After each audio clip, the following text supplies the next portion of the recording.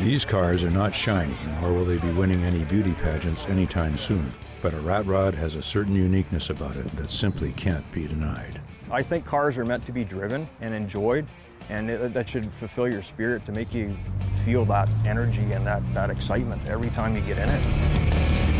And that chase for excitement is what drove Steve Langford to go from his pristine 1969 Mustang to this 1927 Model T Ford rat rod.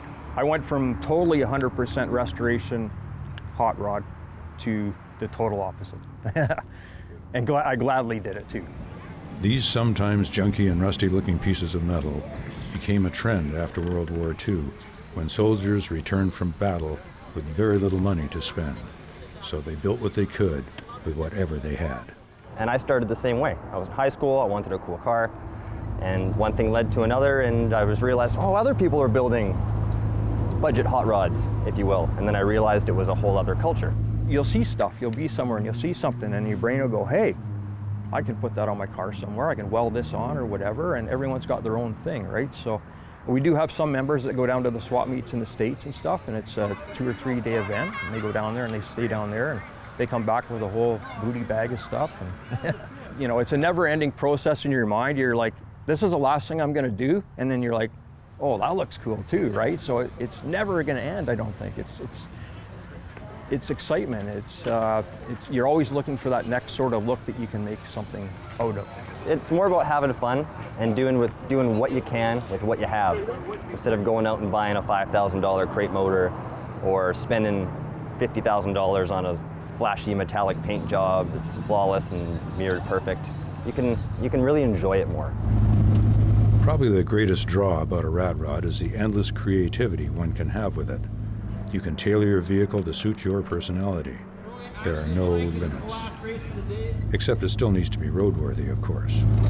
I'm more of a reserved person, I guess. You wouldn't think that, a lot of people wouldn't think that, but I don't like to be super flashy and hey, look at me. So I tried to keep it as original and as raw as to how I found it as I can. And then I just changed everything else that I liked, that only I could see. When you pull something out of a field and you put it together yourself, and you fix all the repairs yourself with scraps of steel you have lying around, and the first time you turn on that key and you drive it around the road, there's no other feeling like it in the world.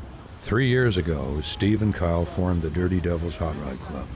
The club now has 9 members, with the youngest driver 26 and the oldest 76. You can go down the street and see another hot rod any time of the day. It doesn't matter. But to see another rat rod, you don't. So I wanted to sort of generate all of us as a common interest to come together and sort of celebrate what we have. And part of that celebration is taking a different approach to the traditional car show etiquette. We went to car shows, me and my wife, and we'd sit at the car show, and people can't come around the car. Before the car show, you got to spend the whole day before vacuuming, detailing, making sure everything's shiny and all nice, and then when you get to the show, you got to do the same thing again, just in a smaller scale. I've seen that when we're at the car shows, there wasn't really a lot of excitement. It was, okay, a couple questions here, a couple questions there. When I was a kid, I remember going to car shows with my dad all the time, and it was always, don't touch, don't look. But when you go home, all you want to do is play with your Hot Wheels and do stuff. So in order to get, everybody interested and enjoy it, sure, let kids sit in it. They're not going to wreck the paint. They're not going to damage it because it's already, in a sense, partially unfinished. It's really nice to see the look on the kids' faces as well, because they're always told they can't touch, and then as soon as they touch it for the first time, watching their faces light up is just something else.